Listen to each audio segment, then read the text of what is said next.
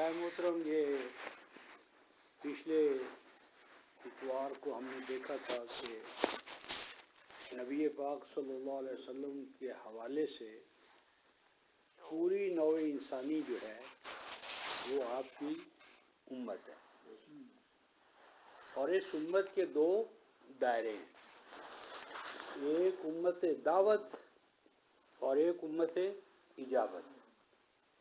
امت دعوت ہونے کے حوالے سے یا ایھا الناس، کل نوع انسانی کو خطاب جو قیامت تک قائم ہے وہ نبی مکرم صلی اللہ علیہ وسلم کا ہے، کیونکہ آپ خاتم النبیین ہیں۔ اب قیامت تک کوئی اور نبی جو ہے وہ الناس کو اس حوالے سے دعوت نہیں دے گا جو اس کی اتباع واجب ہو، بلکہ اگر جس طرح احادیث میں آیا ہے کہ اگر آج موسیٰ علیہ السلام بھی ہوں تو ان کے لیے بھی اتباع جو ہے وہ نبی مکرم صلی اللہ علیہ وسلم کی واجب ہے، کیونکہ آپ کا دور ہے جو اب قیامت تک چلے گا، درمیان میں کوئی اور نبی جو ہے وہ نہیں ہے کہ جو واجب الاتباع بن کر ہمارے لیے آئے۔ اور اس حوالے سے میری اور آپ کی امت یعنی جو ایمان لانے والے ہیں، آپ صلی اللہ علیہ وسلم کو جو راہبر و رہنما مقتدا مانتے ہیں، ان کی حیثیت کیا ہے کہ وہ نائب نبوت کے طور پر انہوں نے آپ کے وہ فرائض انجام دینے ہیں جو آپ نے نوع انسانی میں انجام دیے تھے اور جس کے لیے آپ مبعوث ہوئے تھے۔ یہ امت دعوت کے اوپر رسالت کا فریضہ کس نے انجام دینا ہے؟ امت اجابت نے۔ یہ ہے دوسرا دائرہ، امت اجابت۔ امت اجابت کون سی ہے؟ جس نے الرسول کو اپنا امام اور مقتدا مان لیا۔ اور ماننے کے حوالے سے میں نے ایک آپ صلی اللہ علیہ وسلم کا قول پیش کیا تھا کہ کل امتی یدخلون الجنہ، کہ میری تمام امت جو ہے، میری امت وہ جنت میں جائے گی، الا من ابا، سوائے میری امت کے ان افراد کے جو میرا انکار کرتے ہیں، یعنی ہے امت میری امت میں ہونے کے باوجود وہ میرا انکار کرتے، میرے منکر ہیں۔ تو صحابہ نے پوچھا میں یابا کا یا رسول اللہ، کہ ایسا ہو سکتا ہے کہ آپ کا کلمہ پڑھے، آپ کو نبی اور رسول مانے اور پھر آپ کا انکار کرے؟ یہ سوال ہوا تو آپ نے کیا جواب دیا؟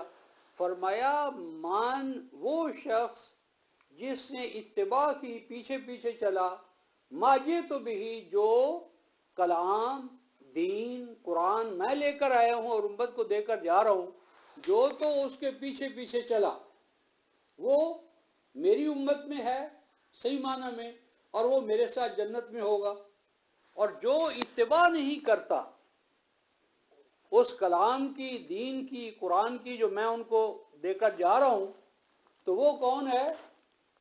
میری امت کے اندر ہونے کے باوجود وہ کون ہے؟ وہ نافرمان ہے، وہ میری نبوت کو، رسالت کو نہیں مانتا۔ تو معلوم کیا ہوا کہ رسول کو ماننے کا یہ معنی نہیں ہے کہ آپ مان لیجیے وہ اللہ کا رسول ہے، بلکہ اس ایمان کے اندر واجب کیا ہے؟ الاتباع، پیچھے پیچھے چلنا۔ تو اب اس حوالے سے دیکھیں کہ آپ کی امت جو ہے وہ کہاں سے کہاں تک پھیلی ہوئی ہے، لیکن اتباع کے حوالے سے آپ کی کتنی امت ہے؟ تو ہم سب کون ہیں؟ ہمارا کیا دعویٰ ہے؟ ہم امت اجابت ہے، کہ آپ صلی اللہ علیہ وسلم کو اپنا امام اور مقتدا مانتے ہیں۔ جب میں نے امام آپ صلی اللہ علیہ وسلم کو مان لیا تو آپ جانتے ہیں 3 لفظ عربی زبان میں، ایک ہے، ایک امت ہے اور ایک امام ہے۔ یہ تینوں ایک ہی لغت یا روٹ کے الفاظ ہیں۔ جس کا کیا معنی ہے؟ ماں، اور امام جس کی قیادت کی جائے، جس کے پیچھے پیچھے چلا جائے، اور اس امام کے پیچھے چلنے والی کون ہے؟ امت ہے۔ تو اب امام، امت اور اب یہ اور یہ اب، ماں اور باپ، دین کے اندر ہمارے کون ہیں؟ دین کے اندر ہمارا باپ جو ہے وہ کون ہے؟ محمد رسول اللہ صلی اللہ علیہ وسلم کی ذات ستودہ صفات. ہم سب آپ کے امتی، آپ کے بیٹے ہیں، وہ ہمارے باپ ہیں. اور جو ان کی ازواج مطہرات ہیں وہ ہماری کیا ہیں؟ مائیں ہیں. وہ ازواجہ امہاتہم، وہ ہماری مائیں ہیں. اچھا، ہماری مدر ٹنگ کیا ہے؟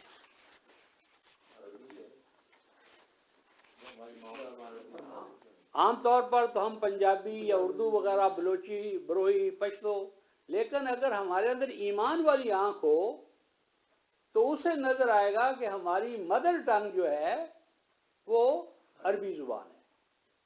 اب آپ اندازہ کریں کہ اگر عربی زبان کو ہم نے اپنے ہاں انگریزی کی جگہ پر کمپلسری لینگویج کے طور پر رکھا ہوتا تو امت کا کیا حال ہوتا.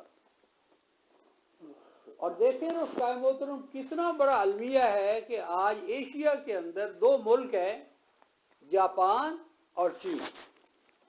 اور جاپان تو ہمارے 2 سال بعد آزاد ہوا ہے، آپ کو پتا ہوگا.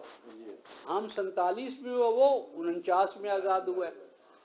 اور اس طرح آزاد ہوا ہے خون دے کر. دیکھو نا، خون 2 طرح میں دیا جاتا ہے.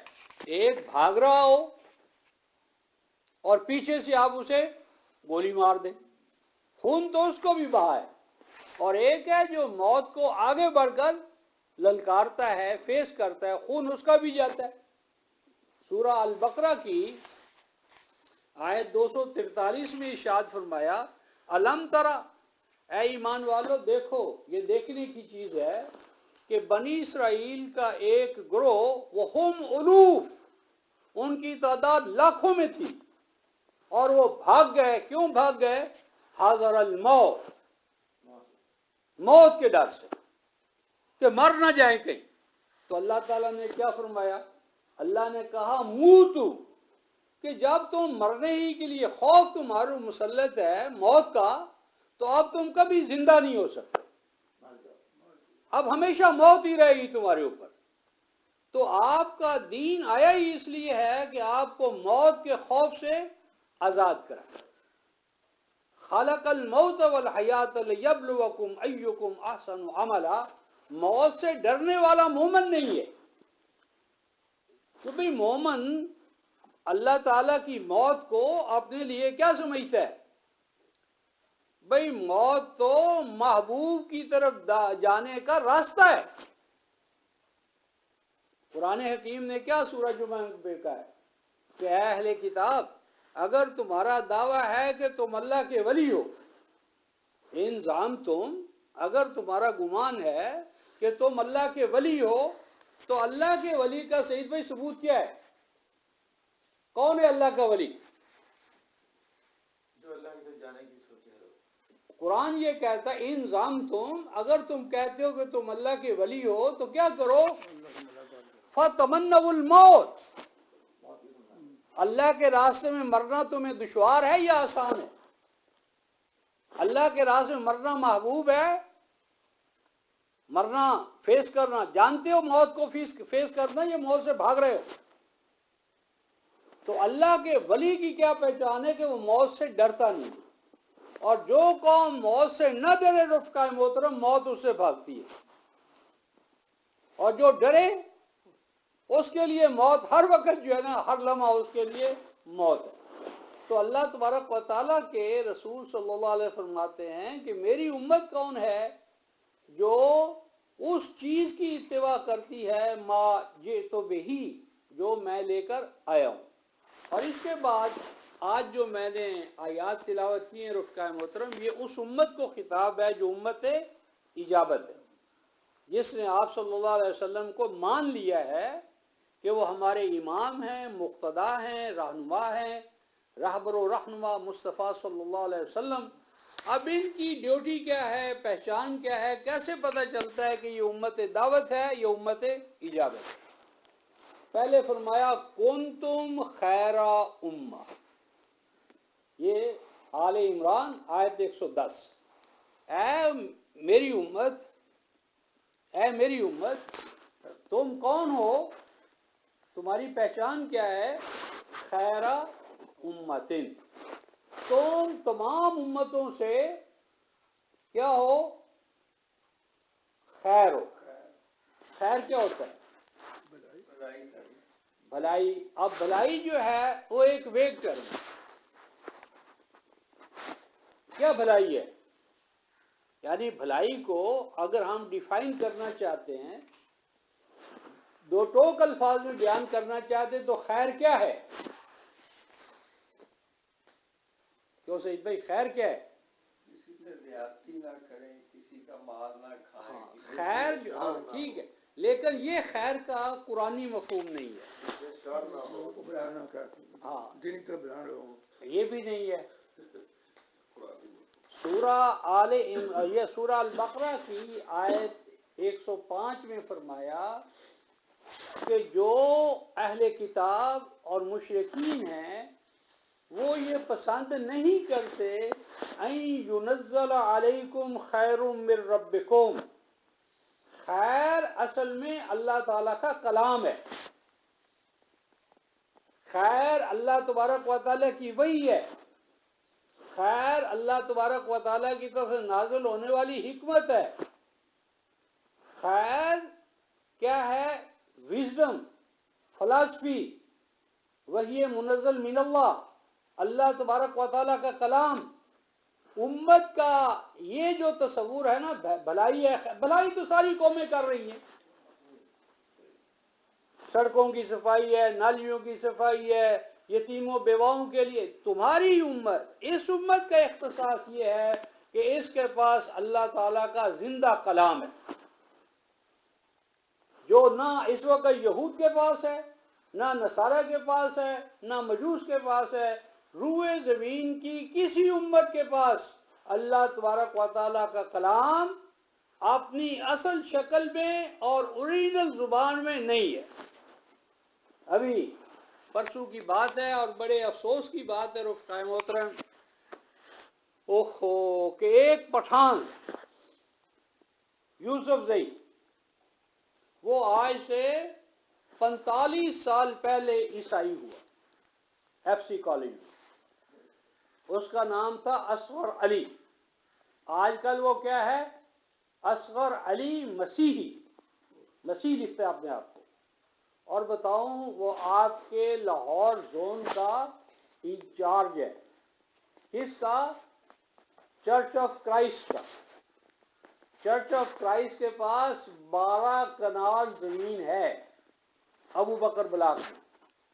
کبھی آپ فیروز پور روڈ پر جو وہ کیا ہے کرکٹ کا جو ہے اسٹیڈیم، ہاں قذافی، اس کے سامنے 2 ساتھ ساتھ ہیں میرج ہال، ایک ہے پرنس اور ایک البت کوئی ہے، ہاں اس کے ساتھ آگے جائیں نا تو گلی ہے ابو بکر بلاک کے، یہ تو اس کے اندر 12 کنال ان کے پاس زمین ہے چرچ آف کرائسٹ کے پاس۔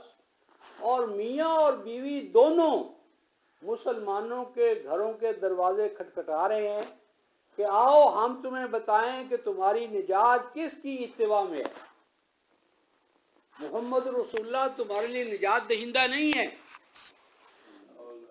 نجات دہندہ تمہارے لیے اللہ کا بیٹا مسیح ہے، نجات دہندہ تمہارے لیے۔ تو ڈور ٹو ڈور وہ دستک دے رہے ہیں رفقائے محترم، اور ہم مسلمان کیا کر رہے ہیں؟ ایک شاعر کہتا ہے عجیب دور آ گیا ہے۔ کیا عجیب دور آیا ہے؟ گرفتہ چینیا احرام مکی خفتہ دربہ تھا، کہ مکہ والے جو ہیں وہ رات کے وقت خواب خرگوش میں سوئے ہوئے ہیں، اپنے اپنے مزے لے رہے ہیں نیند کا، اور گرفتہ چینیا احرام، چین سے، کاشغر سے، سمرقند و بخارا سے چل کر لوگ طواف کر رہے ہیں بیت اللہ کا، اور مکی جو ہے خفتہ دربت۔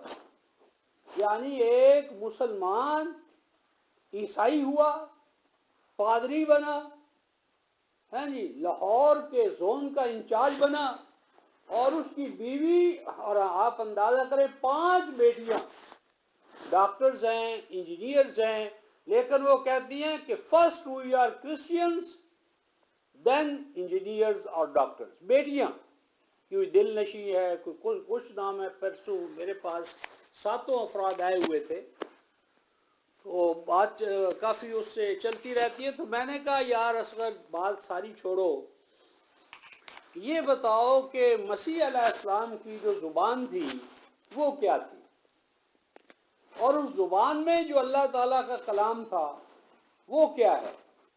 میں مسیح علیہ السلام کو پیار کرتا ہوں، انہوں نے میرے مقتدا کی منادی کی، انہوں نے اس موعود کل ادیان کے لیے پیو دا وے، ان کے لیے راستہ ہموار کیا، ان کے لیے آنے والے کے لیے وہ مناد تھے. مسیح جو موعود کل ادیان محمد رسول اللہ صلی اللہ علیہ وسلم ہیں، وہ ان کے راستے کو صاف کرنے والے ہیں. تو انہوں نے جس قائد و امام کا راستہ صاف کیا وہ میرے مقتدا ہیں، میرے محبوب ہیں. میں ان کی خدمت کا اعتراف کرتا ہوں، میں چاہتا ہوں کہ میں فرض کروں ان کی اتباع کروں. تو مجھے یہ بتاؤ کہ ان کی زبان کیا تھی، اور ان کی زبان میں جو اللہ تعالیٰ نے ان کو انجیل دی تھی وہ کہاں ہے. اور یہ کہ اگر میں کرسچین مسیحی صحیح معنوں میں بننا چاہوں تو مجھے لازم ہے کہ میں ان کی کلام کا اتباع کروں. وہ جو شریعہ لائے تھے، وے آف لائف، اس میں چلوں. تو میں چلنا چاہتا ہوں، بتاؤ کہ ان کی زبان کیا تھی. تو اصغر بھائی کہتے ہیں کہ یہ تو ایک کنٹروورشل ایشو آپ نے چھیڑ دیا. میں نے کہا یہ وہ کیسے؟ کہتے ہیں ابھی تک یہ بات محققین کے ہاں ثابت شدہ نہیں ہے کہ ان کی زبان آرامی تھی یا ہبریو تھی یا رومن امپائر میں چونکہ تھے. تو یہ زبان ابھی جو ہے وہ ڈیسائیڈ نہیں کی جا سکی. میں نے کہا چلو زبان ڈیسائیڈ نہیں ہو سکی تو یہ بتاؤ کہ ان کو جو شریعہ الکلام یا دین ملا تھا وہ کس زبان میں تھا. تو کہتے ہیں کہ یہ بھی ابھی تک ڈیسائیڈ نہیں ہوا، تینوں زبانوں کے بارے میں ہے. تو میں نے کہا چلو پھر انہوں نے جو پیغام دیا تھا وہ کیا تھا؟ کہتے وہ ہمارے پاس اناجیل موجود ہے. میں نے کہا کہ how many gospel you have, کتنی اناجیل ہیں تمہارے پاس؟ کہتا ہے کہ یہ ہمارے پاس 4 ہیں. میں نے کہا چلو 4 ہیں، ان میں سے تم اپنی جو علمی ٹریڈیشن ہے، روایت ہے، اس کے مطابق یہ بتاؤ کہ ان میں سے کون سی انجیل ہے جو مسیح علیہ السلام نے خود لکھی. کہتا نہیں انہوں نے تو کوئی نہیں لکھی. تو میں نے کہا چلو لکھوائی ہوگی براہ راست، اور لکھوائی ہو تو اس پر اٹیسٹیفیکیشن بھی ہوگی کہ یہ میں لکھوا رہا ہوں اور میں اس کی تصدیق کرتا ہوں اور یہ اتھینٹک ہے. تو کہتا ہے نہیں ایسا بھی نہیں ہوا. تو میں نے کہا پھر یہ آپ کے پاس جو 4 اناجیل ہیں ان میں سے کون سی ہے جو آپ کہتے ہیں کہ وہ براہ راست مسیح علیہ السلام کی ہے؟ کہتا ہے یہ ہے اکارڈنگ ٹو، یعنی یہ ایک روایت ہے اکارڈنگ ٹو لوکا، اکارڈنگ ٹو متی، اکارڈنگ ٹو جان. تو میں نے کہا ان میں سے کون سا ہے جس کو آپ کہتے ہیں کہ وہ مسیح کا اصل ہے کہ اس کے ہوتے کسی اور چیز کی ضرورت نہیں؟ کہتے نہیں، نہ صرف ہمیں گاسپل کی ضرورت ہے، we are also in need of Acts. ہمیں تو جو آپ کے حواری تھے ان حواریوں کے جو خطوط ہیں ان کی بھی ضرورت ہے. تو میں نے کہا کہ ان خطوط میں کوئی ایسا ایک خط ہے کہ جو مسیح علیہ السلام نے اٹیسٹڈ کیا ہو؟ تو خیر اس کے بعد وہ کہتا ہے کہ دیکھو جو آپ کے نبی ہیں وہ تو الٹریٹ ہے اور وہ عربوں کے لیے ہیں، آپ کے اور میرے لیے تو ہے ہی نہیں. تو میں نے کہا کہ الٹریٹ ہونے کا آپ کے پاس کیا ہے؟ تو کہنے لگا نبی امی نہیں تم کہتے، نبی امی. اور پھر انہوں نے مجھے 2-3 ترجمے دکھائے کہ جس کے اندر انہوں نے لکھا تھا کہ ان پڑھ کے معنی میں. تو میں نے کہا کہ یہ ان پڑھ جو آپ لوگ کر رہے ہیں یہ مترجموں کا ترجمہ ہے یا اللہ تبارک و تعالیٰ کی وحی ہے؟ میری مراد ہے امی کو جب ہم قرآن میں دیکھتے ہیں تو 3 معنی میں نے اس کے سامنے رکھے، اور یہ جو کہنے یہ عربوں کے لیے تھے، تو میں نے کہا آپ نے پورا قرآن اگر پڑھا ہے تو مجھے کوئی ایک حوالہ دے دیں کہ جس میں کہا ہو اللہ تعالیٰ نے کہ ہم نے محمد کو ارسلناہ للعرب، کہ ہم نے اسے عربوں کے لیے بھیجا ہے، کوئی ایک آیت۔ کہتا ہے ساری دنیا کہتی، میں نے کہا ساری دنیا کا میں ذمہ دار نہیں ہوں، قرآن کی کوئی ایک آیت۔ تو کہتے ہیں آپ ثابت کریں کہ وہ عربوں کے علاوہ ہے۔ تو میں نے کہا ہاں، سورہ سبا آیت نمبر 28، کیا کہا؟ کافۃ للناس بشیرا و نذیرا، کافۃ للناس، الناس ہی نہیں کہا، کافۃ للناس، تمام نوع انسانی کے لیے۔ پھر فرمایا سورہ الاعراف آیت 158، قل یا ایھا الناس انی رسول اللہ الیکم جمیعا، قل یا ایھا الناس، اے نوع انسانی، کل نوع انسانی، انی میں بلا شبہ اللہ کا رسول ہوں اور تم سب کے لیے رسول ہوں۔ تو کہنا یہ ہے کہ اس نے کہا کہ ہاں میں ان پہ غور کروں گا۔ میں بتانا یہ چاہتا ہوں دوستو کہ جن کے پاس اللہ کا اصل کلام نہیں ہے، اصل کلام نہیں ہے، وہ محرف کلام ہے، اس میں بے شمار تحریفات ہیں، لیکن اس کے باوجود اس میں اتنا حوصلہ اور جرأت ہے کہ وہ آپ کے گھروں پر آ کر دستک دے رہا ہے۔ اور ہم لوگ جو دعویٰ کرتے ہیں کہ ہم آپ کی امتی ہیں، ہمارے پاس اصل کلام ہے، وہ ہم اپنے بچوں کو بھی نہیں پڑھا رہے، بیویوں کو نہیں پڑھا رہے، خود اپنے آپ میں کبھی ہم نے وہ اللہ کا کلام نہیں پڑھا۔ تو بتاؤ مقابلہ ہوگا تو کون جیتے گا؟ اور دیکھیں آپ کبھی ظفروال جائیں اور آپ کا ڈسکا، پسرور، سیالکوٹ اور تو اور رائے گنج چلے جائیں، جہاں پر دنیا جہان کو ہم تبلیغی وفود بھیجتے ہیں نا، وہاں جا کر دیکھ لیں کہ 47 سے اب تک کتنی آبادی عیسائی ہوئی ہے، کتنے چرچ بڑے ہیں۔ رائے گنج میں جا کر دیکھ لیں، اسٹیشن کے سامنے آپ کو دیکھیں کتنے چرچز ہیں، اور ایک 10 میل کے قطر کے اندر آپ دیکھیں کتنے چرچ وہاں کھڑے ہوئے، کتنے عیسائی بچے ہیں، عورتیں ہیں، کتنی آبادی بڑی ہے۔ ڈسکا جائیں، پسرور جائیں، سیالکوٹ کے ارد گرد جائیں، ناروال چلے جائیں، اور ادھر آپ چوڑکانہ چلے جائیں، مریم آباد چلے جائیں، اس ایڈوینٹسٹ ٹائم آپ کے یہ ملتان روڈ پر ہے وہاں چلے جائیں، اور اگر آپ بخارا میں چلے جائیں 6 میل دور، تو ان کا واچ ٹاور رفقائے محترم 1,35,000 ہر ہفتے چھپتا ہے۔ واچ ٹاور یہوہ وٹنسز کا ہے۔ تو میری مراد ہے کہ جن کو آج ہم سب کچھ کہتے ہیں، وہ اپنے محرف دین، کلام، نظام جو کچھ بھی ہے اس کو پیش کرنے کے لیے جان مار رہے ہوں، اور ہم صحیح دین کے دعوے دار جو وہ اپنے اپنے گھروں میں سوئے ہوئے ہوں، اپنے اپنے کاروبار میں لگے ہوں، اپنے اپنے فرقہ وارانہ جنگوں میں لگے ہوئے ہوں، تو جیت کس کی ہوگی؟ تو یہاں قرآن جو کہتا ہے کنتم خیر امہ، تم اے لوگو، تم امت، کیسی امت ہو؟ جن کے پاس میرا آخری قائم دائم اصل کلام تمہارے پاس ہے، کنتم خیر امہ۔ اور آگے کیا فرمایا؟ اخرجت للناس، اخرجت للناس، کیا معنی اخرجت للناس؟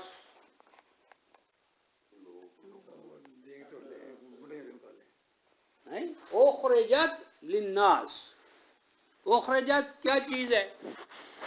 یہ پیسے باعث ہے رفقہ محترم، فعل مجہول ہے، اور کہاں سے ہے؟ خارجہ، خروج، اردو میں ہم بولتے ہیں خروج، مخرج، خارج، خارجی، یہ سارے لفظ بولتے ہیں۔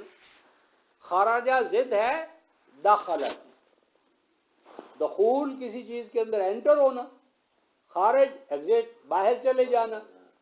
تو اخرجات یہ فعل مجہول ہے کہ تم وہ امت ہو جنہیں نکالا گیا ہے۔ کہاں سے نکالا گیا ہے؟ کیوں صحیح بھائی؟ کہاں سے نکالا گیا ہے؟ انسان سے چنا گیا، وہ چنا تو نہیں کہا، نکالا گیا، نکالا گیا ہے۔ نکالا گیا، کہاں سے نکالا گیا؟ گھروں سے نکالا گیا ہے؟ جنت سے نکالے گئے ہیں۔ کہاں سے نکالے گئے ہیں جواد بھائی؟ انسانوں میں سے نکالا گیا نا، انسانوں کے لیے نکالے گئے ہیں۔ انسانوں کے لیے، انسانوں سے کہتے انسان نکالے گئے، نکالے کہاں سے گئے ہو؟ انسانوں کے لیے، انسانوں کے لیے نکالے گئے ہیں۔ امت سے تو آپ کو انسانوں سے نکال دیا گیا ہے۔ نہیں، اس کو لوگوں کو رہنمائی کرنے کے لیے، تو رفقائے محترم اخرجت للناس، تمہیں نکالا گیا، کہاں سے نکالا گیا ہے؟ وہ جواد بھائی، تو اب ہم انسان نہیں رہے۔ اب ہم جتنے بھی جواب دیں گے نا جواد بھائی، 2 اور 2 4 ہوتے ہیں، اور 2 اور 2 4 کی بجائے 2 اور 2 5 کہتے چلے جائیں، روئے زمین لکھ لکھ کر بھر دیں گے، لیکن جواب غلط ہوگا۔ صحیح جواب ایک ہوتا ہے اور غلط اس کی کوئی انتہا نہیں۔ اب چونکہ اخرجت کے بارے میں قرآنی جواب ہمارے ذہن میں نہیں ہے، اسپیکولیٹو ہے، اٹکل پچو ہم لگاتے چلے جائیں گے لیکن صحیح جواب نہیں آئے گا۔ اخرجت کا ہے اصل میں اخرجت من الظلمات، تمہیں اللہ تبارک و تعالی نے ظلمات سے نکالا ہے۔ اللہ تبارک و تعالی سورہ ابراہیم آیت نمبر 1 الف لام را، الف لام را کتابن، کتابن، یہ اللہ تعالیٰ نے دستور حیات تمہیں عطا کیا ہے اے رسول۔ کیوں عطا کیا ہے؟ لِتُخْرِجِ النَّاسَ مِنَ الظُّلُمَاتِ إِلَى النُّورِ، تاکہ آپ لوگوں کو ظلمات سے نکال کر نور کی طرف لائیں۔ اور اے امت، تم بہترین امت کیوں بنی ہو؟ ایک حاملے کتاب ہونے کی وجہ سے، اور ایک تمہیں ظلمات سے نکالا گیا ہے تاکہ تم ان لوگوں کو جو ابھی ظلمات میں زندہ ہیں، ظلمات میں گرفتار ہیں، ان کو ظلمات سے نکالو اور نور کی طرف لاؤ۔ تمہیں نکالا گیا ہے تاریکیوں سے، ظلمات سے، اور لایا گیا ہے تمہیں نور کی جانب، نور کی جانب لایا گیا ہے، تاریکیوں سے نکالا گیا ہے۔ اور تاریکیاں کیا ہوتی ہیں؟ ما ہی ظلمات، ظلمات کیا ہیں معاملہ بھائی؟ ظلمات کیا ہیں؟ اندھیرے کیا ہیں؟ اندھیرے تو ہے ہی، ہم نے ترجمہ کر دیا، گمراہی، پھر ہم نے ایک اور لفظ بول دیا، اخرجت للناس، تم نکالے گئے ہو ظلمات سے۔ تو ظلمات کیا ہے معاملہ بھائی؟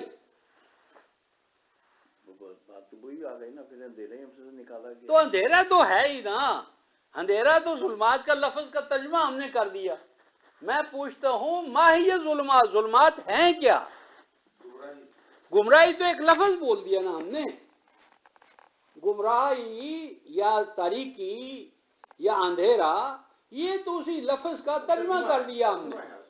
میں تو پوچھ رہا ہوں کنٹینٹس آف ظلمات، وہ تو نور الگ ہے، نور تک تو ہم پہنچیں گے۔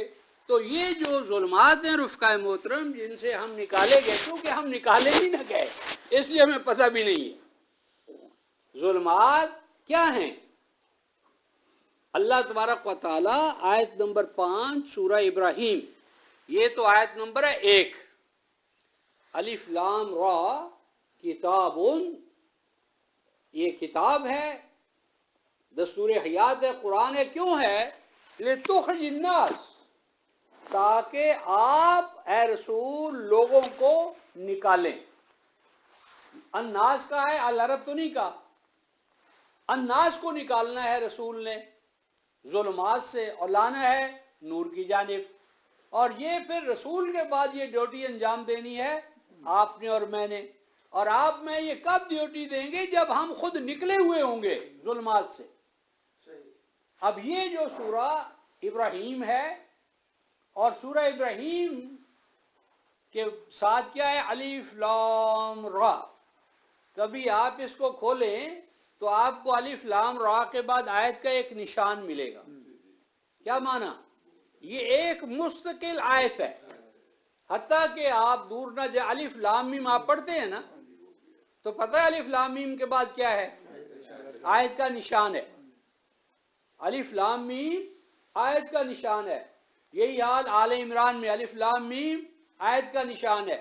الف لام میم عنکبوت آیت کا نشان ہے. الف لام میم روم آیت کا نشان ہے.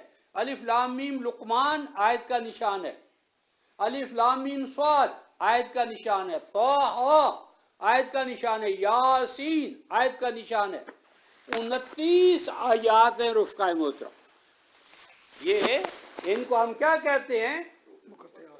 حروف کہتے ہیں، حروف. اور قرآن ان کو آیات کہہ رہا ہے. کچھ فرق کا پتہ چلا؟ ہم کہتے ہیں حروف، قرآن کہتے ہیں آیات. حرف اور آیت میں فرق ہوتا ہے. حرف سے لفظ بنتا ہے، لفظ سے الفاظ سے آیات بنتی ہے. اللہ تعالیٰ آیات کہتا ہے، ہم حروف کہتے ہیں. خیر، تو یہ جو سورہ ابراہیم کی آیت نمبر 1 میں آیا، اس کے بعد آیت نمبر 5 پڑھیں. فرمایا وَلَقَدْ أَرْسَلْنَا موسیٰ، موسیٰ علیہ السلام کو ہم نے بھیجا ان کی قوم کی جانب. کیوں بھیجا؟ کیوں بھیجا؟ یہ الفاظ ہے ان اخرج قومک من الظلمات الی النور، کہ آپ اپنی امت کو ظلمات سے نکال کر نور کی طرف لائیں. کیا معلوم ہوا؟ کہ موسیٰ علیہ السلام کی قوم، موسیٰ علیہ السلام کی بعثت سے پہلے سرزمین مصر میں جن حالات میں رہ رہی تھی، وہ حالات کیا تھے؟ ظلمات تھے. ظلمات، وہ حالات، وہ سچویشن، وہ صورت احوال کہ جن میں موسیٰ علیہ السلام کی قوم سرزمین مصر میں رہ رہی تھی. وہ حالات، وہ قوائف، وہ صورت احوال کیا تھی؟ ظلمات تھی. اب موسیٰ علیہ السلام کی قوم مصر میں کس طرح آئی؟ کس طرح آئی؟ وہ حاکم بن کر آئی. یوسف علیہ السلام کی وجہ سے وہ مصر کی حاکم بن کر رہی. اور یہ 250-300 سال تک ان کی یہی حاکمانہ حیثیت رہی. پھر مقامی آبادی کے اندر قومیت کا شعور آیا، مقامی اور مہاجر کا جھگڑا چل پڑا، اور مقامیوں نے مہاجروں پر غلبہ پا لیا، اور غالب آ کر فرعون، حامان اور قارون، ان تینوں نے یوسف علیہ السلام کی قوم کو، ان کے بیٹوں کو، بھائیوں کو، بھتیجوں کو، بھانجوں کو، سارے وہی تھے نا، ان کو غلام بنا لیا، محکوم بنا لیا، ماتحت بنا لیا. اور یہ بالکل وہی سچویشن ہے رفقائے محترم جو آج ہم ہندوستان میں دیکھ رہے ہیں. ہندوستان میں مسلمانوں نے 1-2 سال نہیں، 700 سال حکومت کی. اور 700 سال کے بعد آج جواد بھائی نجیب آباد کا کیا حال ہے؟ روہیل کھنڈ، رحمت اللہ خان، یہ سارے جو حاکموں کی اولاد ہے آج کل ان علاقوں میں کس طرح رہ رہی ہے؟ یہ بالکل وہی صورت احوال ہے جو سرزمین مصر میں بنی اسرائیل کے لیے تھی. اور ایک ہندوستان کیا ہے اس وقت پوری روئے زمین پر ہم کن کے ماتحت ہیں؟ نہیں، یہود و نصارہ. یہود و نصارہ. اور یہود و نصارہ کو جب ہم غیر المغضوب علیہم ولا الضالین کہتے ہیں تو کیا مراد ہم لیتے ہیں؟ یہودیوں کے جو مغضوب ہیں اور ضالین نصارہ، کہ اللہ تعالیٰ تو ہمیں یہود و نصارہ کے ماتحت ہونے سے بچائے رہا. یہود و نصارہ سے بچنے کی ہم دن رات دعا مانگ رہے. اور حالت ہماری کیا ہے؟ ہمارا وزیر اعظم کہاں سے آتا ہے؟ وہیں سے آتا ہے، وزیر خزانہ. وہیں سے ریکروٹ ہوتے ہیں. اور جتنے بھی، صرف پاکستان کا مسئلہ نہیں ہے رفقا محترم، پوری اسلامی دنیا جو ہے نماز میں جن کے راستے سے بچنے کی دعا کہتی ہے، عملی زندگی میں حالت یہ ہے رفقا محترم کہ ہمارا بجٹ کون بناتا ہے؟ ورلڈ بینک بناتا ہے، مالیاتی بینک بناتا ہے. یعنی ہمارے جو ہے اپنا بجٹ بھی ہمارے حال میں نہیں. اور جو فسکل ڈیفیسٹ ہوتا ہے، اقتصادی خسارہ، وہ کہاں سے پورا ہوتا ہے رفقا محترم؟ اور وہ ورلڈ بینک خیرات دیتا ہے ہمیں، سود دیتا ہے. اور اگر آپ اپنے بجٹ کا کبھی تجزیہ کریں کہ ہمارے بجٹ کا کتنے فیصد یہود و نصارہ کے سود کو ادا کرنے کے لیے، اور حالت یہ رفقا محترم کہ زرداری کے دور میں کتنا قرض تھا، اور انہوں نے ابتدائی 6 ماہ ہی میں کتنا قرض لیا. اور رفقا محترم حالت یہ ہے کہ میرا اور آپ کا بچہ جو پیدا ہونے والا ہے نا، وہ بھی آج کیا ہے؟ اور آپ کو پتہ ہے رفقا محترم، من کان علیہ دینون لا نصلی علیہ. رسول فرماتے ہیں او میرا امتی اور مر رہا ہو مدیون مقروض، تو ہم اس مقروض کی نماز جنازہ نہیں پڑھتے. اندازہ کرو، جب کوئی جنازہ آتا تھا تو آپ پوچھتے تھے حل علیہ دینون، اس پر کوئی قرض ہے؟ اگر قرض ہوتا تھا تو پوچھتے تھے کوئی اس کو ادا کرنے والا ہے؟ جب تک ادائیگی کا ضامن سامنے نہیں آ جاتا تھا آپ نماز جنازہ نہیں پڑھتے تھے. فرماتے تھے صلو علی اخیکم، صحابہ کو کہتے جاؤ تم اپنے بھائی پر نماز جنازہ پڑھ دو. اندازہ کرو مدیون ہونا، مقروض ہونا کتنی بڑی بدبختی ہے کہ رسول رحمت کی دعائے جنازہ سے، دعائے مغفرت سے انسان محروم ہو. اور اگر آج نبی پاک صلی اللہ علیہ وسلم موجود ہو تو کس کی نماز جنازہ پڑھی جائے گی؟ کسی امام کی، مفتی کی، قاضی کی، حکمران کی؟ کوئی ہے جو کہے کہ میری نماز جنازہ آپ صلی اللہ علیہ وسلم پڑھے؟ اور پچھلے اتوار کو میں نے عرض کیا تھا کہ ارشد بھائی نے پوچھا تھا کہ نحن قوم لا نستضیع بنار المشرکین. اللہ اکبر، کتنا عظیم نبی ہے اور کتنا عظیم بلند نصب العین اپنے سامنے رکھتا ہے کہ میں اور میری قوم مشرکین کی آگ سے اپنے چولہے میں آگ جلانا اپنے ایمان کی توہین سمجھتے. لا تستضیعوا بنار المشرکین، ترمذی اور نسائی اور آگے احمد بن حنبل نے اس کو نقل کیا ہے. تو کیا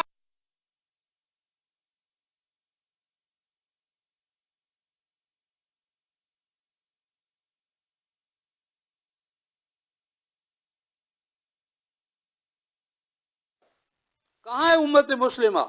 نہ امت مسلمہ ہے نہ عرب ہے. اور یہاں تک کم وقت نے کہا ماہی القرآن، قرآن کیا قرآن؟ ماہی القرآن. عرب مصری کیا کہتا ہے؟ این القرآن، القرآن فی الہوا، قرآن ہوا میں، الامہ فی الہوا، امت ہوا میں ہے. نحن امریکان، ہم تو امریکی ہیں. میں نے ان سے کہا کسی امریکی کے پاس چلو اور اس سے مجھے تصدیق کرواؤ کہ وہ تمہیں مانتا ہو کہ تم امریکی ہو. تم تو امریکی ہونے کا دعویٰ کرتے ہو نا، مجھے امریکیوں سے تصدیق کروا دو کہ وہ تمہیں مان لے کہ ہاں تم امریکی ہمارے بھائی ہو. اور میں نے کہا یہ وہ امریکی ہیں آپ کو رفقائے محترم سن کر حیرانی اور افسوس ہوگا، کولمبس جب امریکہ گیا ہے تو وہاں کون تھے؟ ریڈ انڈینز، اور ریڈ انڈینز کے 10 کروڑ افراد کو قتل کیا گیا ہے۔ 10 کروڑ افراد، the dark side of democracy پڑھے، 10 کروڑ افراد کو جنہوں نے قتل کیا ہو، وہ دنیا میں ہمیں امن کا سبق دینے آئے ہیں۔ کیا سبق دیں گے؟ 10 کروڑ کے قاتل۔ یہ وہی بات ہے رفقائے محترم، علامہ مشرقی ایک جگہ لکھتے ہیں کہ میں میونخ میں گیا تو آئنسٹائن کی بیوی میری کلاس فیلو تھی، تو اس نے مجھے کہا کہ یار چلو تو ایک پیس پر، پیس اینڈ فریڈم، اس پہ لیکچر دو۔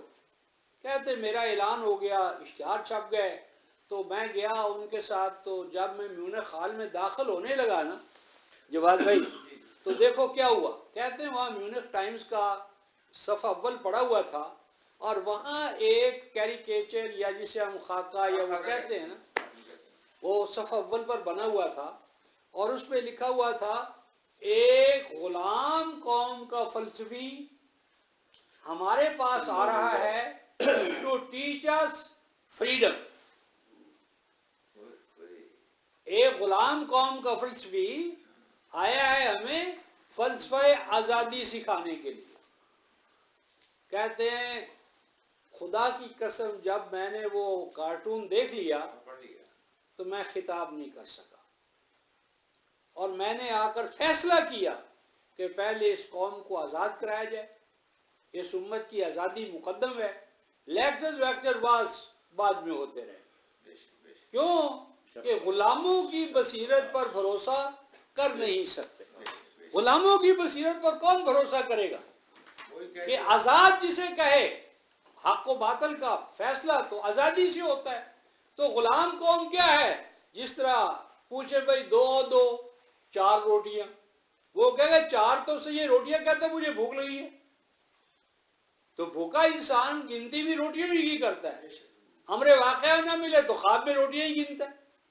تو یہ جو رفقائے محترم صورت احوال ہے، یہ بنی اسرائیل کی تھی، اور سیدنا موسیٰ علیہ السلام کو حکم ہوا ان اخرج قومک من الظلمات الی النور، کہ آپ اپنی قوم کو تاریکیوں سے نکال کر نور کی طرف لائیں۔ یہ حالات کیا تھے، اور ان کو عالمی سطح پر یہ صورتحال میرے اور آپ کے ساتھ ہے۔ تو میں 2 آیتیں پیش کر کے ختم کرتا ہوں۔ اس کے لیے آپ سورہ القصص پڑھیں۔ فرمایا بلا شبہ ہم نے موسیٰ کو آیات دے کر، احکام دے کر بھیجا، کس کی جانب؟ فرعون کی جانب، حامان کی جانب اور قارون کی جانب۔ یہ 3 رفقائے محترم نوع انسانی کے دشمن ہیں، فرعون، حامان، قارون۔ فرعون ہے ملوکیت، بادشاہت، استعمار، شہنشاہیت، اور حامان کیا ہے؟ مذہبی پیشوا، جو اس کے دست و بازو بنتے ہیں، اور جو کچھ ہو رہا اسے اللہ تعالیٰ کی جانب سے تقدیر قرار دے کر لوگوں کو کنٹینٹمنٹ دیتے ہیں، قناعت سکھاتے ہیں کہ جو کچھ ہو رہا یہی اللہ کی مرضی ہے۔ اور قارون کون ہے؟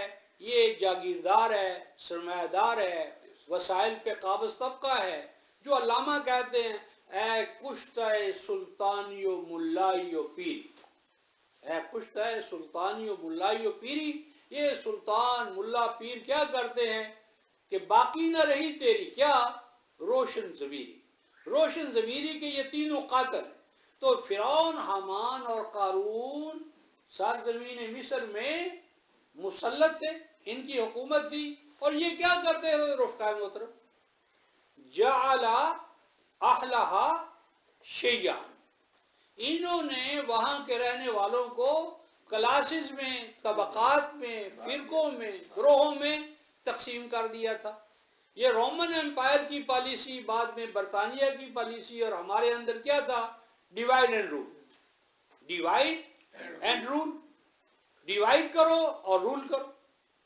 دیکھیں رفقا محترم، 1757 کے جون میں اس بر صغیر میں ایک بہت بڑا حادثہ ہوا جو آج میری اور آپ کی غلامی کا اس وقت سے آج تک باعث بنا ہوا۔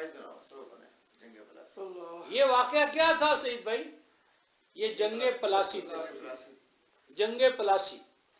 اور جنگ پلاسی کس کے مابین ہوئی؟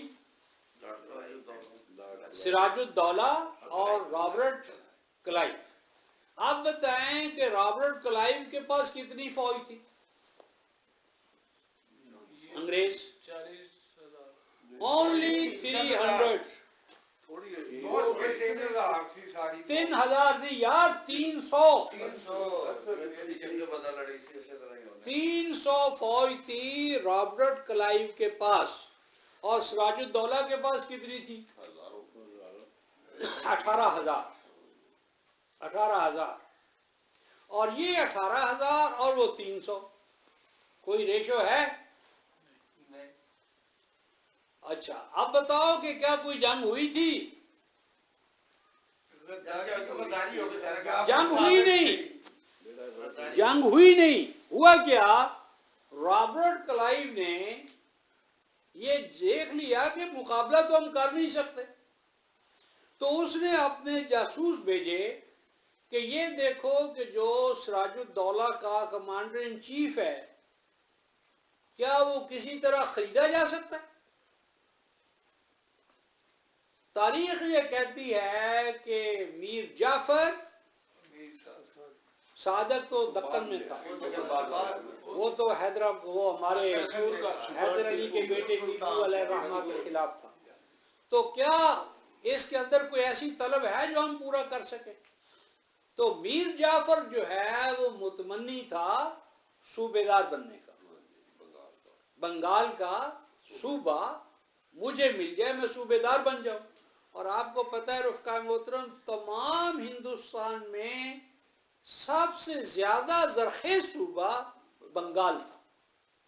پانی وافر، موسم اچھا، لوگ ہنرمند، اور بنگال کا صوبہ جو تھا نا، یہ کشتیاں بنانے میں بہت یہاں صنعت و سائنس کا اس دور میں تھا۔ اور اگر آپ کبھی تاریخ کو کھنگالیں نا تو میں آپ کو بتاؤں گا کہ فروری 1835، 3 فروری 1835 برطانیہ کی پارلیمنٹ، اور برطانیہ کی پارلیمنٹ میں لارڈ میکالے نے 3.5 گھنٹے خطاب کیا تھا۔ کاش یہ امت ہسٹورین جو اپنے آپ کو کہتے ہیں ان کو پتا ہو کہ وہ لارڈ میکالے کا خطاب جو 3 فروری 1835 کو تھا وہ کیا تھا۔ وہ ہمارے ہندوستان کے بارے میں ایسا خطاب ہے کہ جو ہمارے ہندوستان کے تمام حالات بتاتا ہے کہ ہندوستان کیا ہے۔ آپ کو پتا ہے کہ اس کا جو ولیم، یہ جو لارڈ میکالے تھا نا، یہ تو ماتحت تھا، اس کے اوپر جو اس کا باس تھا اس کا نام تھا ولیم ایڈمز۔ ولیم ایڈمز بھی موجود تھا پارلیمنٹ میں، اور یہ بھی موجود تھا، اس کا خطاب ہے، اور ان دونوں کی پھر رپورٹ ہے آن انڈین ایجوکیشن۔ تو کیا میں بتانا چاہتا ہوں کہ وہ 300 اور وہ 18,000، اور اس کو خریدا گیا کہ اگر تو سراج الدولہ کو شکست دلا دے تو ہم تجھے بنگال کا گورنر، صوبیدار بنا دیں گے۔ تو المیہ دیکھو، کوئی جنگ نہیں ہوئی، 3 گھنٹے کے اندر اندر پلاسی کے مقام پر آمنے سامنے ہوئے اور کوئی گولی نہیں چلی۔ میر جعفر نے اپنی فوج کو لڑنے کا حکم ہی نہیں دیا اور اسی وقت سرنڈر کر دیا، اور 18,000 انسان کو 300 افراد نے قید کیا، جس طرح 93,000 ہمارے 71 میں۔ حالانکہ قرآن سورہ انفال میں کہتا ہے مومن کبھی سرنڈر نہیں کرتا، یا فاتح ہوتا ہے یا پھر اللہ کے راستے میں شہید ہو جاتا ہے۔ یہ جو فرار ہونا، گرفتار ہونا، یہ تو مسلمانوں کی تاریخ ہی نہیں ہے۔ تو جنگ پلاسی میں یہ ہوا، اور اندازہ کریں رفقائے محترم، رابرٹ کلائیو، آپ نے خط ہے جو وہاں برطانیہ بھیج رہا ہے، میں نے پڑھا ہے، اور آپ کے پاس یہ جو اسلام آباد میں ہمارا آرکائیو کا اس وقت ڈاکٹر چودھری محمد منیر صاحب اس کے چیئرمین ہیں، ان کے توسط سے میں نے، تو وہ لکھتا ہے رفقائے محترم کیا المیہ ہے ہمارا، اور ہم اپنی تاریخ سے کس قدر غافل ہیں۔ اور میں اندازہ کریں کہ ہمارا جو پنجاب یونیورسٹی کا شعبہ ہے نا تاریخ کا، میں نے ان سے پوچھا پچھلے ہفتے کہ یہ ڈاکومنٹ چاہیے، کہتے یہ تو ہماری تاریخ کا مسئلہ ہی نہیں ہے، جنگ پلاسی ہماری تاریخ کا مسئلہ نہیں ہے، ہم کیوں محکوم ہیں یہ ہمارا مسئلہ نہیں ہے، ہماری فوج کتنی تھی ہمیں کیا خبر، یہ تو بہت پرانی بات ہے۔ یعنی ہسٹورینز شعبہ تاریخ پنجاب یونیورسٹی اور بالکل غافل، پتہ ہی نہیں، یہ پڑھایا نہیں جاتا۔ اور لطف یہ ہے رفقائے محترم، جب وہ لارڈ کلائیو خط لکھتا ہے، سچویشن بتاتا ہے کہ آپ لارڈ کلائیو، آپ کو پتا ہے کہ مرشد آباد اس وقت ہیڈ کوارٹر تھا بنگال میں۔ اب یہ مرشد آباد سے فاتح کے طور پر کلکتہ جا رہا ہے رابرٹ کلائیو، 300 فوج، اور آگے گھوڑے پر یہ سوار ہے رابرٹ کلائیو اور باقی پیچھے ہیں، اور برطانوی بینڈ جو ہے وہ بج رہا ہے، اور کہتا ہے کہ ہزاروں ہندوستانی سڑک کے دونوں کناروں پر مرشد آباد سے کلکتہ تک ہمارا استقبال کرنے والے تھے، ہمیں داد دینے والے تھے، ہماری فتح پر جشن منانے والے تھے۔ اور آگے وہ کہتا ہے کہ میں ڈرتا تھا کہ اگر انہوں نے ایک ایک پتھر پھینکنا شروع کر دیا ہماری فوج پر تو ہمارا ملیدہ ہو جائے گا۔ 300 تو فوج ہے، اور دونوں طرف ہزاروں افراد ہندوستانی وہ اس کے جشن میں شامل ہو رہے۔ تو کیا، اور یہ کوئی ایسی بات نہیں ہے رفقائے محترم، میں آپ کو اپنا ہمارا ارشاد حقانی تھا، آپ کو پتہ ہے جنگ کا، اور ایک غازی صلاح الدین نامی ہے، آپ کو پتہ ہوگا، جس وقت کویت کے اوپر، یعنی کویت کو رہائی کرانے کے حوالے سے یہ بغداد پر پھر حملہ ہوا، تو یہ ہمیں بتا رہے تھے اب فوج ادھر سے آ رہی حملہ کرنے کے لیے، ارشاد الحقانی صلاح الدین، اور دوسری ادھر سے آ رہی ہے، یعنی یہ اوپر بیٹھے ہوئے کومنٹری کر رہے تھے۔ تو میں نے ارشاد حقانی سے کہا کہ تسنیم کا ایڈیٹر، تسنیم جماعت اسلامی کا روزنامہ تھا، شاید آپ کو یاد ہو، لاہور سے نکلتا تھا، اور ارشاد احمد حقانی ایم اے اس کا ایڈیٹر تھا۔ جماعت اسلامی کے پرچے کا ایڈیٹر اور کومنٹری کیا کر رہا ہے کہ امریکہ کی فوج کہاں سے کس پر حملہ کر رہی ہے، کتنے مر رہے ہیں، کتنے آ رہے ہیں، یعنی یہ ہمارا مقام رہ گیا۔ تو کیا میں نے بتانا تھا، بتانا یہ تو رفقائے محترم کہ بنی اسرائیل سرزمین مصر میں کیا تھے، جعل اہلہا شیعاً، وہ محکوم تھے، ڈیوائیڈ اینڈ رول کرتے تھے، یستضعف طائفہ، ایک گروہ کو وہ حکم کے ساتھ خدمت کے طور پر لے لیتے تھے اور دوسروں کو پیچھے پھینک دیتے تھے، یستحیی نساءہم، وہ ان کی عورتوں کو زندہ رکھتے تھے، اپنی باندیاں، اپنے لیے سیکسول پلیئر، اور ان کے مردوں کو ذبح کرتے تھے، مردان حر کو جو کچھ آزادی چاہتے ان کو مار دیتے تھے۔ اور آج رفقائے محترم سب سے بڑا المیہ اس امت کے ساتھ کیا ہو رہا ہے کہ ہمارا جو گھر ہے رفقائے محترم، فیملی لائف، فیملی یونٹ جو آج تک محفوظ چلا آ رہا ہے، اس کو آخری حصار ہے ہمارا، اس کو یورپ آج ختم کرنا چاہتا ہے۔ آپ کا یہ جو آئی ڈی پیز بنے ہوئے وزیرستان کا علاقہ، یہ وہ علاقہ تھا رفقائے محترم جس کو استعمار، برطانوی استعمار شکست نہیں دے سکا تھا کبھی بھی، اور آج اس کا کیا حال ہو رہا ہے۔ اور ہمارے گھروں کے اندر باپ اور ماں کی جگہ پر کیا ہے، مم، اور ڈیڈی، مام اور ڈیڈی. ہم اپنی تہذیب، ثقافت، نام سارے بھول جاتے. اور ہمارے ہاں افسوس ہے، دار ارقم، دار ارقم ہمارا ادارہ ہے، جماعت اسلامی والے چلا رہے ہیں سعید بھائی، لیکن کیا ہے، انگلش میڈیم ہے جی؟ اور نصاب کیا پڑھایا جا رہا ہے؟ آکسفورڈ اور کیمبرج کا. یعنی دار ارقم، دار ارقم نام دیکھو، دار ارقم انگلش میڈیم ہے اور آکسفورڈ کا نصاب ہمارے یہاں پڑھایا جا رہا ہے. میرے استاد ڈاکٹر برہان فاروقی فرمایا کرتے تھے کہ یہ جو آکسفورڈ کے پجاری ہیں، کیمبرج کے پجاری ہیں، ان سے پوچھو کہ آکسفورڈ اور کیمبرج کی جو اسکالرشپ تھی نا رفقائے محترم، وہ اپنے حکومت کو، معاشرے کو نہ بتا سکی کہ تمہارا وہ امپائر جس پر سورج غروب نہیں ہوتا، یہ ڈاؤن فال کی آخری حد پر پہنچ گیا ہے، ختم ہونے والا ہے. تو جو آکسفورڈ کی دانش اسکالرشپ اپنی قوم کے امپائر کو بچا نہیں سکی، اس آکسفورڈ کے نمونے پر چلو گے تو تم مسلم امپائر قائم کر لو گے؟ ممکن ہے؟ نہیں ممکن. تو آج رفقائے محترم دار ارقم دیکھو کتنا عظیم نام ہے، دار ارقم. اور دار ارقم وہ دار ہے رفقائے محترم جہاں سے سیدنا عمر فاروق نکلے تھے، ابوبکر صدیق نکلے تھے، عثمان نکلے تھے، سیدنا موسی بن عمیر رضی اللہ تعالیٰ عنہ نکلے تھے. اور یہ وہ موسی بن عمیر تھے رفقائے محترم، کیا بتاؤں، اتنے امیر زادے تھے کہ صبح و شام اپنا لباس تبدیل کرتے تھے، صبح و شام.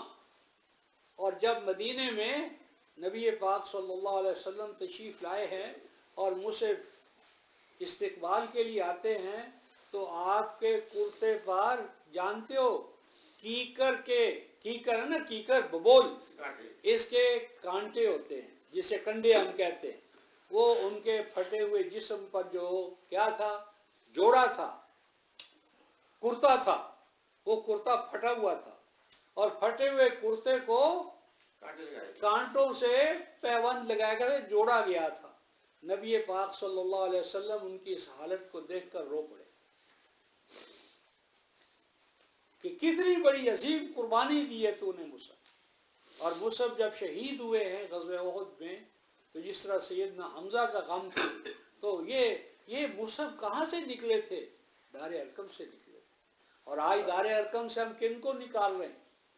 کتنے بڑا ظلم ہے کہ ہماری اعلیٰ ترین علامات، اعلیٰ ترین ہمارے ادارے، ان کے نام یورپ کی ادنا ترین غلامی کے لیے وقف ہو گئے، اور ان کے ہاتھ سے وقف ہو رہے ہیں جو یہاں پاکستان میں اسلام لانا چاہتے ہیں، اسلام کو نافذ کرنا چاہتے ہیں، دار ارقم بنانا چاہتے ہیں. ہم اپنے بچوں کو ان کو دے رہے ہیں اور وہ نکال کر ہمیں کیا دے رہے ہیں؟